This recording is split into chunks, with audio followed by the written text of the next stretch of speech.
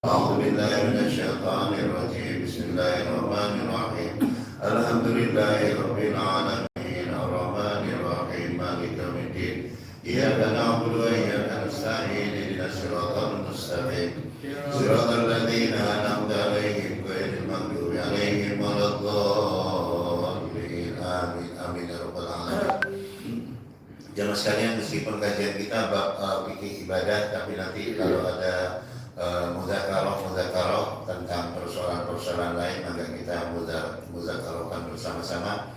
Pada kesempatan terdahulu kita sudah membahas bahwa dalam bab toharoh ada dua toharoh, itu ada dua kesucian, yaitu toharoh dohir dan toharoh batin. Toharoh dohir yaitu membersihkan, mensucikan tubuh kita, pakaian kita, tempat kita dari najis dan hadas. Kemudian toharoh batin adalah mensucikan hati kita dari syirik dan berbagai maksiat-maksiat lainnya. Toharoh batin atau toharoh hati, tazkiyatun nafsi, itu dengan kajian ilmu tauhid dan kajian akhlak, itu insya Allah menjadi tazkiyatun nafsi, bagaimana mensucikan batin kita. Sedangkan untuk tazkiyatul dohir, mensucikan dohir kita atau toharoh dohir, itu dengan ilmu fikih, di mana yang wajib disucikan pada saat kita beribadah ada tiga, yaitu badan kita, pakaian, dan tempat sholat kita. Dan harus suci dari dua hal, yaitu dari najis dan dari hadas. Dari najis dan dari hadas, baik hadas besar maupun hadas kecil ya. Najis mughalladah, najis mutawassithah, najis apa lagi Pak? Muhobapa. Ditambah dalam beberapa pendapat mazhab Syafi'i, najis makfuah Pak, najis yang dimaafkan ya. Jadi najis mughalladah yang dianggap berat, yaitu najisnya anjing dan babi ya. Mutawassithah, najis sedang, yaitu kotoran dan kencing ya. Kotoran itu ya, dan kencing manusia maupun binatang, itu mutawassithah ya. Jadi kalau kita nginjak kotoran kucing berarti najis mutawassithah, yaitu harus bersih sampai nggak ada baunya lagi, nggak ada lagi bekasnya. Ini masih ada nih di bajunya Mas, berarti belum bersih ya. Nah, begitu juga kotoran ayam dan sebagainya. Jadi kencing maupun kotoran manusia dan binatang itu najis mutawassithah. Kemudian ada najis mukhaffafah yang dianggap ringan, yaitu najisnya bayi ya, bayi laki-laki Pak khusus ya, yang belum minum selain ASI. ASI apa Pak? Kalau dipakai umi ya. Jadi khusus bayi laki-laki yang belum minum selain air susu ibunya, yaitu najisnya itu najis muhobama, dianggap ringan. Cukup ibaratnya dipercik-percikin udah bersih ya. Kalau mesti dipucak-pucak gitu ya. Tapi kalau bayinya sudah makan jagung ya, udah makan ubi masuk, teh udah masuk ya, kopi udah dimasukin biar gak panas misal badannya. Nah itu kencingnya dia statusnya naik mutawassithah. Begitu juga kencing bayi perempuan, meskipun belum makan apa-apa, tetap selain ASI tetap kencing perempuan itu dianggap mutawassithah Pak, karena memang kencing perempuan dengan laki-laki beda ya. Silakan dibandingkan ya di rumah masing-masing itu beda ya, aromanya dan sebagainya. Nah yang terakhir itu adalah najis makfuah, najis yang dimaafkan. Barangkali di kamar mandi anak-anak lari-larian dari toilet itu ya, ada bekas kencing keinjak oleh kita nggak sengaja, itu makfuah ya. Lagi banjir ya, kita ke masjid misalnya, nyampur dengan air selokan yang mungkin ada najisnya, mungkin najis mungkin kan, nah itu termasuk makfuah yang dimaafkannya. Nah kemudian kita sudah membahas juga bahwa alat untuk bersuci itu dalam fikih Islam ada dua Pak. Alat untuk bersuci itu dalam Islam yaitu ada dua, yaitu apa Pak? Air dan tanah ya. Jadi air dan tanah ya. Jelas ya, anzalna lakum minas sama ma'an tahuran, kami turunkan bagi kalian air dari langit yang suci. Nah, berarti ini alat untuk bersuci ya. Kemudian ju'ilat liyal ardu tahuran, dijadikan bagiku bumi untuk bersuci. Nah, bisa dipakai tayamum, bisa untuk termasuk menghilangkan najis ya. Nah, jawab sekalian, summal biyah, kemudian air itu terbagi arba'ah kimiyah, terbagi dalam fikih terbagi 4 golongan, 4 kelompok air. Jadi dalam fikih air terbagi 4 kelompok. Satu, tohirun mutahhirun, air yang suci dan mensucikan ya. Air suci maksudnya bisa diminum, bisa dikonsumsi, bisa untuk masak, Pak. Bisa dipakai untuk membuat keperluan-keperluan makan, minum ya. Mutahhirun maksudnya bisa dipakai wudhu, bisa dipakai mandi junub gitu ya. Mensucikan itu maksudnya bukan nyuci pakaian, bukan ya. Bisa dipakai wudhu, boleh dipakai mandi junub gitu ya. Nah itu tohir, mutahhir ya, suci, mensucikan ya. Suci pada zatnya dan bisa mensucikan selainnya ya. Nah itulah yang disebut ma'ul mutlak, air yang murni, air murni. Air sumur, air hujan, air laut ya, air sungai. Air yang masih dalam bentuk aslinya ya, yang belum tercemar oleh campur tangan manusia ya. Mungkin kena daun berubah warna, tapi tetap suci ya. Tetap suci ya. Mungkin di situ ada bekas, mungkin ada kuning-kuning kadang-kadang di bagian aliran air, itu tetap suci karena dia alami ya, sifatnya ya. Nah ini air tohirun, mutahhirun, suci dan suci. Kalau manusia itu kita disuruh Pak, jadi orang yang suci dan bisa mengajak orang. Nah kalau bisa begitu ya, jadilah orang yang baik dan bisa mengajak orang lain jadi baik ya. Yang kedua, air itu tohir, mutahhir ya, suci dan bisa mensucikan, cuma makruh ya, makruh istimalu, dipakai, makruh dipergunakan Pak. Jadi airnya boleh diminum, boleh dimasak, boleh dipakai untuk keperluan-keperluan ya rumah tangga, silahkan, dan bisa dipakai wudhu, bisa dipakai mandi, cuma dia sifatnya makruh Pak, makruh dipakai. Apa kira-kira Pak? Ma'ul apa? Ma'ul musyammas, air yang terjemur langsung matahari. Nah, di sawah misalnya air terjemur matahari, kita wudhu di situ makruh Pak. Kenapa? Karena bisa ya menjadi penyakit kulit nanti ya. Bisa jadi penyakit kulit. Kecuali airnya itu nggak pengaruh dengan kena sinar matahari Pak. Misalnya dia ngalir terus ya, dia ngalir ya. Tapi kalau dia airnya itu diam, airnya itu tenang, terpapar matahari dia jadi panas, itu yang makruh ya. Baik kalau air sungai yang ngalir terus kena matahari terus-terusan, dia nggak ada makruhnya itu Pak ya. Jadi yang makruh itu karena dia sifatnya panas Pak, karena tidak nyaman dipakai ya. Termasuk juga kalau yang terjemur di toren ya, kecuali torennya dari emas, dan baru nggak makruh Pak. Siapa yang punya toren emas, dia nggak makruh kalau karena mungkin kemudian sifat emas dan perak ya, emas perak ya.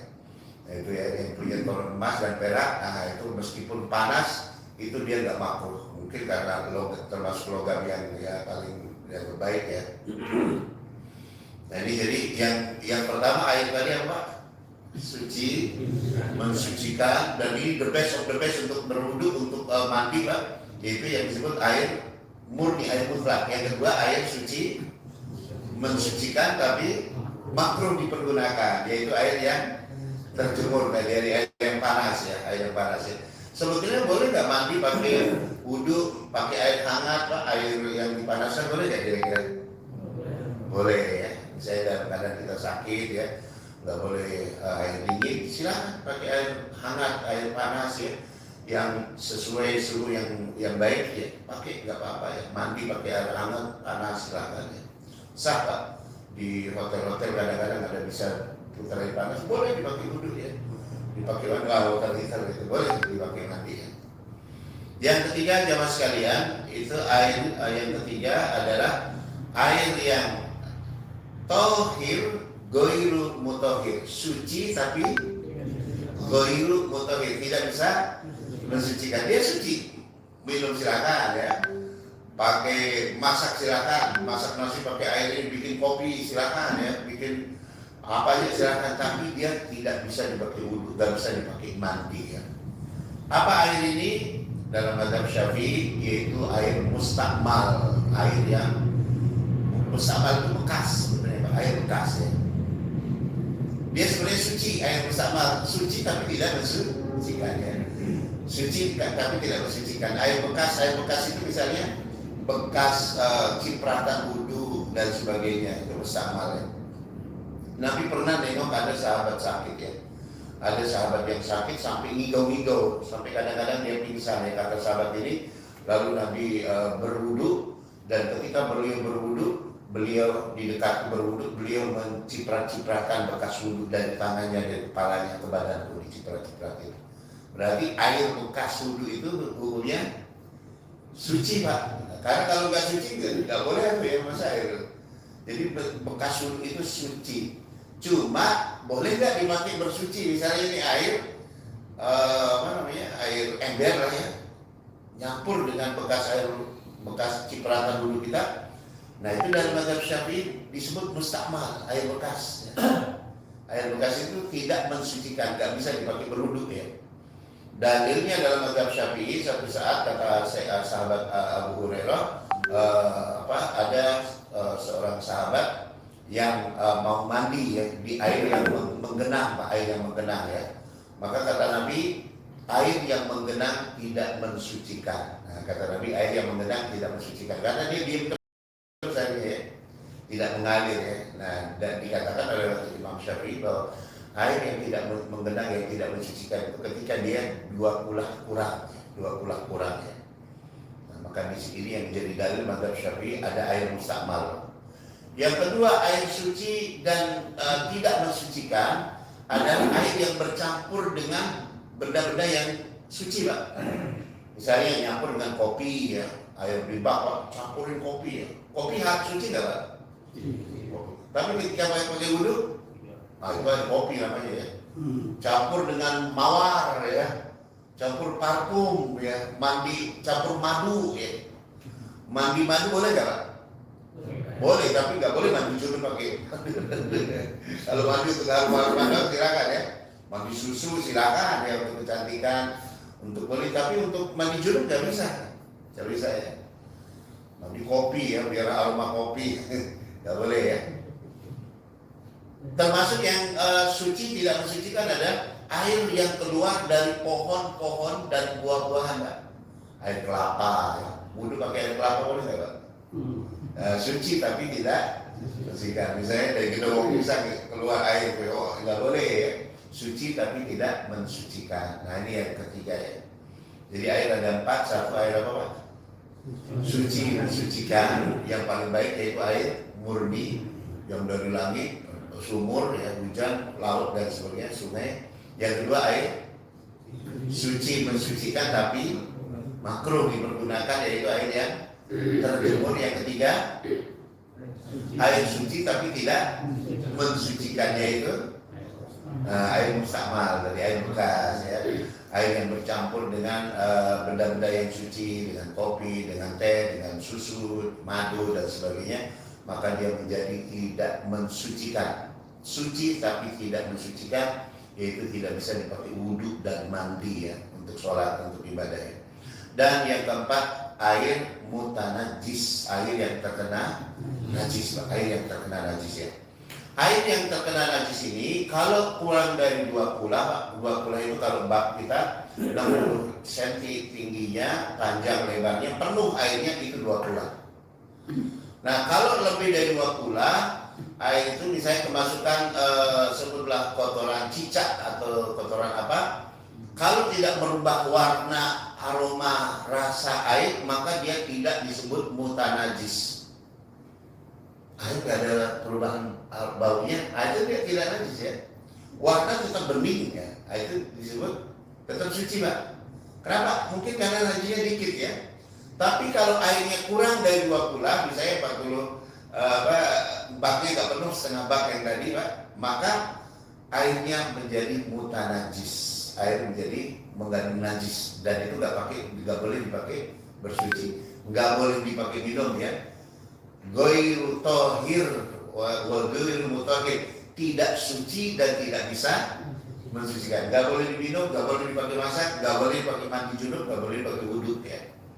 Nah itu namanya air mutanajis, air yang mengandung najis ya. Nah jadi kalau airnya kurang dari 2 kulah, meskipun najisnya sedikit, dia menjadi air mutanajis. Tapi kalau airnya lebih dari 2 kulah, tidak merubah aroma, rasa, dan warna air, itu suci ya. Tapi kalau berubah salah satu dari sifat tadi, Pak, rasa, warna, aroma, maka dia mutanajis ya. Misalnya ada bangkai tikus masuk ke sumur, Pak, sumur-sumur yang dulu ya, kemasukan, itu kan bau, Pak. Udah dibuang bangkai tikusnya, air sumurnya kok masih bau ya, diminum, Pak. Nah itu harus dikuras terus ya.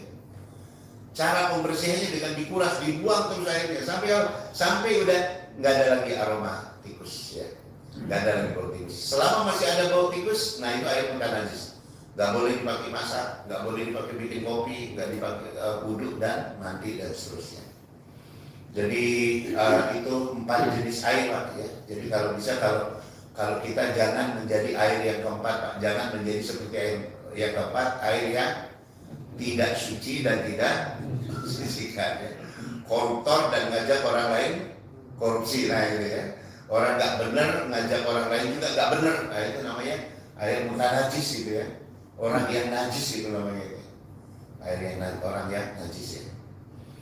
Jadi ada 4 air dalam fikih Islam. Satu air yang suci mensucikan, itu air mutlak. Yang kedua air suci mensucikan tapi makruh dipergunakan. Yang ketiga air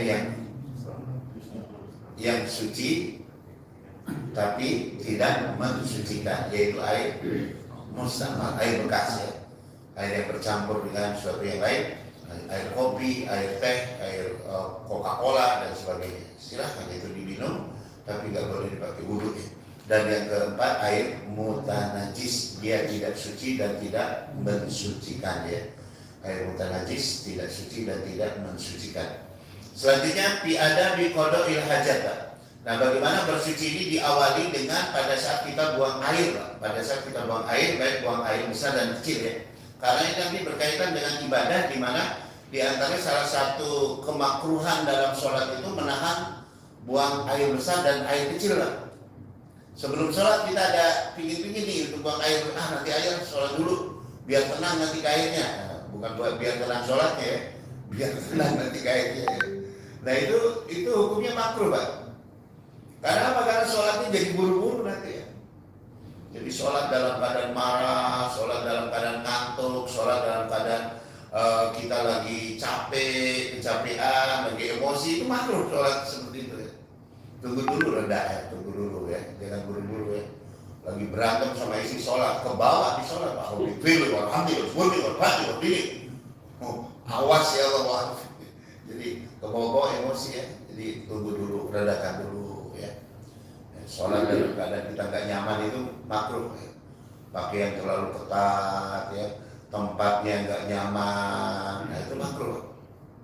Banyak hal-hal yang makruh dalam sholat ya. Nah termasuk diantara menahan buang air besar, buang air kecil. Kalau menahan kentut tidak makruh ya. Sebelum sholat kita, pingin kentut, tahan.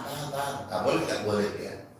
Jadi nggak mesti kalau kentut dikeluarkan ya, hitutnya itu nggak mesti apalagi di dekat teman ya. Nah, itu yang makruh gitu. Kalau buang air besar kecil itu sebelum sholat makruh ditahan ya, keluarin dulu ya, biar nanti tenang sholatnya ya. Jadi sholatnya yang tenang, keluarin dulu, buang dulu ya. Nah dalam qada' hajat atau buang air ini ada beberapa adab-adab dikatakan di sini, Pak, bahwa bima yang bagi qabla takhalli, di antara sunah-sunah sebelum kita ke toilet atau ke jamban ya, ayyatlub makanan khaliyan minan nas, mencari tempat yang sepi yang tidak dilihat orang ya. Ba'idan an andorihim, yang tidak dilihat orang. Jadi adalah kita ke toilet atau ke tempat untuk qada' hajat itu jangan terlihat orang, Pak. Ini Pak, ditulis kitab ini di masa dulu orang belum punya toilet di rumah-rumah kayak sekarang. Dulu orang kan ke kebon Pak ya. Barangkali masih ingat dulu bawa cangkul atau apa ya. Apalagi zaman Nabi mana ada toilet dulu ya. Kita sekarang Masya Allah keran ngalir luar biasa Pak. Luar biasa ya. Itu nikmat yang mana yang kalian pisahkan sebetulnya ya. Ya Allah kita punya motor. Dulu orang berkuda lah kemana-mana ya.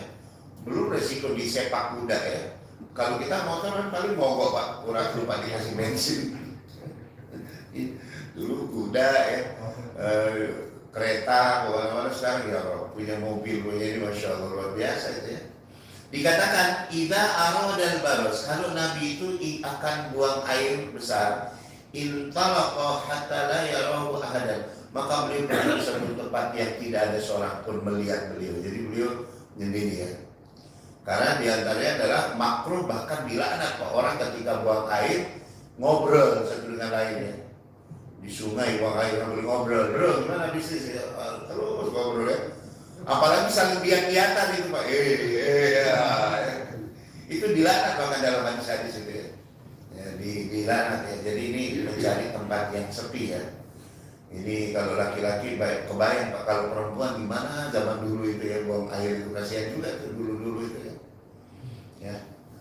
Kemudian Allah yudkhil ma'ahu ma bihi dzikrullah ta'ala, tidak membawa pada badannya, tubuhnya dibawa buang air sesuatu yang terdapat nama Allah, baik di cincinnya, di kantongnya, atau diselipkan di songkok, di saku dan sebagainya. Nggak boleh membawa sesuatu yang ada nama Allah ya.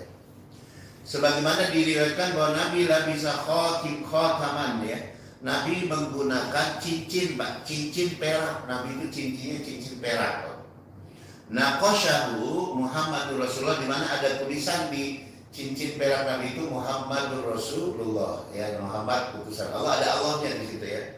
Wa kana idza dakhala al-khala wada'ahu. Nah, kalau Nabi akan ke toilet atau ke tempat sepi untuk buang air, beliau menanggalkannya, dilepaskan cincinnya ya, dititipin sama sahabat yang melayani beliau, baik Bilal maupun Anas bin Malik ya. Jadi Nabi itu kalau ini nggak sendiri pergi bersama pelayan beliau ya, Anas maupun Bilal atau yang lain-lainnya. Nanti kamu tunggu sini ya, Nabi pergi sendiri ya. Jadi beliau dilepas cincinnya Pak, yang ada nama Allah Muhammad Rasulullah itu dilepas ya. Jadi nggak boleh, karena apa? Karena nama Allah nama yang mulia, nama yang agung ya, nggak boleh dibawa ya. Apalagi jemput-jemput di kamar mandi Pak ya. Sambil di kamar mandi nasyid ya, sholawat ya, ya Nabi, itu dosa ya justru ya. Sambil ngeden zikir Pak, Bismillahirrahmanirrahim, Bismillah, Alhamdulillah, ya, dosa ya. Karena nama Allah tidak pantas disebut di tempat yang kotor. Sabbihis marabbika, sucikanlah nama Tuhanmu yang maha tinggi. Maksudnya jangan disebut di tempat atau dalam keadaan yang tak baik ya. Tempat yang kotor kayak toilet di kandang ya, nggak boleh disebut-sebut ya. Atau niat nyebut nama Allah untuk mendapatkan janji nggak boleh ya. Nyebeli babi, Bismillah itu menghina nama Allah ya. Yang beli babi kalau Bismillah ya. Nah ini diantaranya, jadi nggak boleh dibawa disebut-sebut nama Allah ya. Kalau HP gimana Pak? Kalau HP yang ada Quran, kalau HP yang ada Qurannya pada saat kita masuk aplikasi kita nggak buka, nggak apa-apa boleh ya. Boleh dibawa ke HP ke dalam ya. Yang penting jangan dibuka ya aplikasi Al-Qurannya sebutlah ya, di nonaktifkan atau dimatikan aplikasinya ya. Sebab kalau dibongkar HP-nya ada Qurannya Pak di dalam Pak? Nggak ada kan ya. Kalau ada Qurannya, tulisan Allahnya di dalam itu tersembunyi di HP ya itu nggak boleh. Tapi kan semuanya digital semua kan tulisannya ya, yang muncul di layar ketika kita klik lah gitu. Jadi pada HP ketika dijalankan nggak boleh. Pada saat kita buka di kamar mandi kita buka Al-Quran atau hadis ya tidak boleh. Kenapa? Karena nama Allah terlalu suci di tempat yang kotor ya. Jadi boleh silakan ya. Jangan taruh HP-nya di luar Pak. Nah, nanti keluar-luar HP-nya hilang. Yang ketiga, ayyuqaddim rijlahul yusra inda dukhul ilal khala. Ketika masuk ke toilet maka mendahulukan kaki kiri. Ya, jadi sunnahnya pada saat kita masuk toilet mendahulukan kaki kiri. Wa yaqul, dan mengucapkan apa Pak doanya? Ya Allahumma inni a'udzubika minal khubusi wal khaba'is. Itu hadis riwayat Bukhari, dan itulah yang diucapkan Nabi pada saat beliau akan masuk tempat toilet, tempat untuk buang air besar kecil. Allahumma, ya Allah, ini sesungguhnya aku a'udzubika, aku mohon perlindungan padamu minal khubus, dari setan laki-laki, wal khaba'is, dan setan perempuan. Dalam satu penjelasan ya. Jadi maksudnya pada saat orang buang air kecil besar itu suka ngintip tuh setan perempuan, Pak. Ya. Kata setan perempuan, ajak kawin lah nanti, kata setan. Kalau yang perempuan yang ke toilet yang ngintip setan laki, kecuali kita baca doa itu, Pak. Nah, nggak diintip ya. Jadi kalau yang mau diintip sama setan jin perempuan silakan ya. Nggak sama saya jin kan ya, gitu ya. Ya, bunda silakan ya. Ini jadi ini doanya. Dalam beberapa keterangan, al-khubus itu adalah kotoran yang tidak tampak, wal khaba'is, dan kotoran yang tampak ya. Jadi minal khubus wal khaba'is, aku berlindung daripada kotoran yang tampak dan tidak tampak ya. Nah, ini hadisnya Al-Bukhari. Jadi hadis Bukhari itu Allahumma inni a'udzubika minal khubusi wal khaba'is, masuk kaki kiri, masuk kaki kiri dulu ya. Ya, masuk kaki kiri. Kemudian berikutnya Allah yarfa' sawbahu hatta Allah yajlis bil ghaib aw bal mustaqbil al qiblati aw mustaqbil. Ketika dia buang air besar atau kecil, maka dia tidak boleh menghadap atau membelakangi kiblat ya. Jadi janganlah dia ketika buang air besar kecil, untuk ghaib buang air besar, awil baul atau buang air kecil kencing, mustaqbilal qiblati atau mustadbiraha, menghadap kiblat atau membelakangi kiblat ya. Di qauli ta'ala, di qauli sallallahu alaihi wasallam, karena ada hadis Nabi, la tastaqbilul qiblah wa la tastadbiruha bi ghaitin aw baulin. Janganlah kalian menghadap kiblat atau membelakangi kiblat pada saat kalian buang air besar dan air kecil. Hadis riwayat Tirmidzi, hadis sahih ya. Dan ini kata ulama dijelaskan, larangan menghadap kiblat atau membelakangi kiblat itu berlaku indas sakhra, di tempat terbuka lah, di tempat terbuka, di sungai, di kebun, di tempat di gunung. Nah, itu nggak boleh menghadap kiblat ya. Carilah arah lain, seperti utara, selatan arahnya. Tapi kalau di ruang tertutup seperti di rumah-rumah kita tidak ada larangan. Itu kata ulama. Jadi kalau di rumah-rumah kita yang tertutup tidak ada larangan. Jadi masih dibolehkan menghadap atau membelakangi kiblat kalau di rumah-rumah yang tertutup ya. Yang kurang lebih dalam beberapa keterangan tidak cukup untuk sujud di situ, sempit tempatnya. Kalau bisa sih jangan menghadap kiblat sekalian ya, afdalnya menghindari khilafiyah ya. Karena gimana pun ya adat kita kan termasuk selonjor menghadap kiblat, termasuk hal-hal yang dimakruhkan, Pak. Ibaratnya kita ada raja nih, Pak, ada sebenarnya gubernur gitu. Bapak selonjoran kakinya arah gubernur, sopan kayak gitu, Pak. Wah, ini kata gubernur itu tewak gitu. Gak sopan ya, menghadap kiblat gitu ya. Jadi termasuk yang perkara-perkara makruh ya, perkara-perkara ada tidur kaki juga selonjoran ke Ka'bah, termasuk arah kiblat, termasuk yang makruh ya. Yang kalau tidur ya paling sunnah seperti posisi orang meninggal itu yang paling sunnah ya. Jadi menghadap kiblat, kepala di utara, kaki di selatan, paling afdal ya. Itu kata ulama-ulama itu nanti tubuhnya itu akan sejalan dengan magnet utara dan selatan, dia akan selaras, Pak, lebih sehat ya. Ya kalau kepala dan kakinya utara selatan ya. Kalau di timur barat justru berlawanan dengan magnet alam ya, magnet alam. Menurut beberapa keterangan ilmuwan seperti itu katanya. Berikutnya jawab sekalian, Allah yajlis li ghaitin aw baulin fi dhillin nas ya. bahwa jangan dia buang air besar atau kecil di tempat berteduhnya manusia, di tempat berteduhnya orang, au tariqihim, atau jalan yang sering dilewati orang, au miyahim, atau aliran air yang dipergunakan orang untuk mandi, aliran sungai, Pak. Dia bagian depan tuh di depan ya, lewat itu batangan-batangan logam mulia. Ya, itu termasuk yang dilarang ya. Au asjarihim, atau di pepohonan mereka al muslimah yang sedang berbuah, Pak. Jadi dilarang ya. Lagi berbuah pepaya tuh di situ ya, kasih pupuk katanya Pak ya.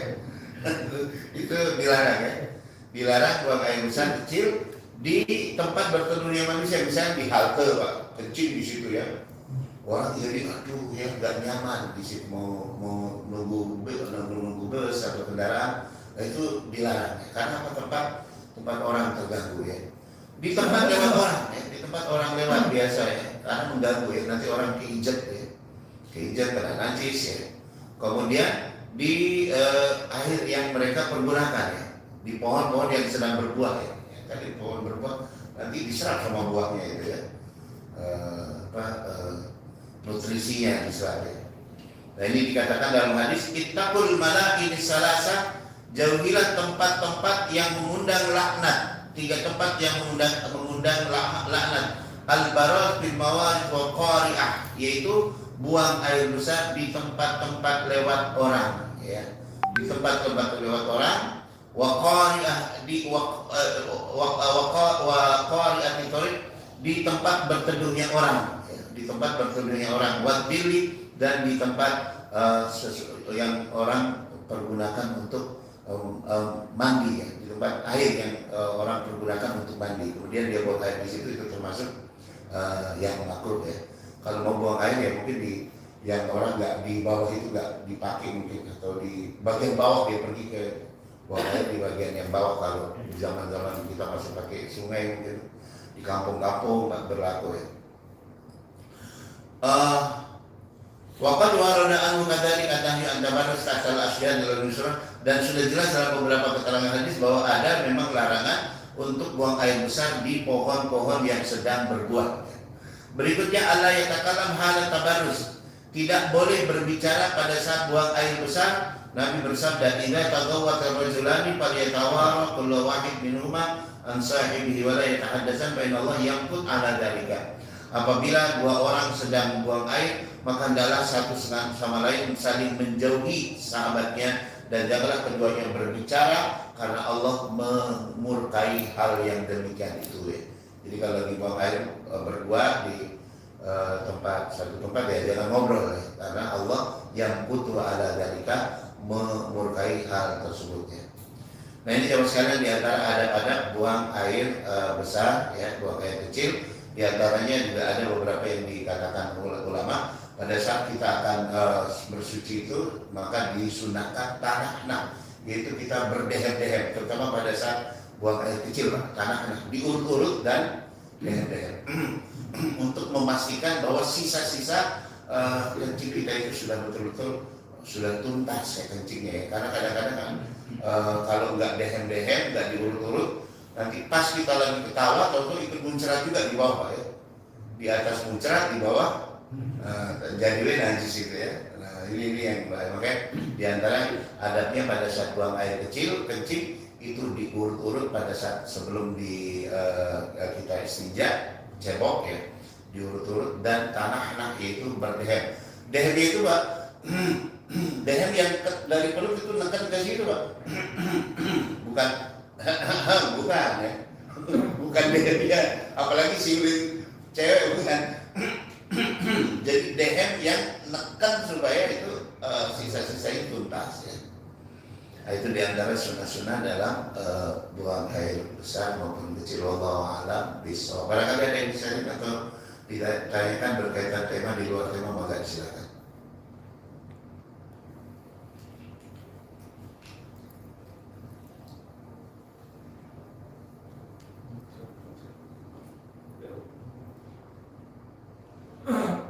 Enggak. Bismillahirrahmanirrahim, Pak Ustaz.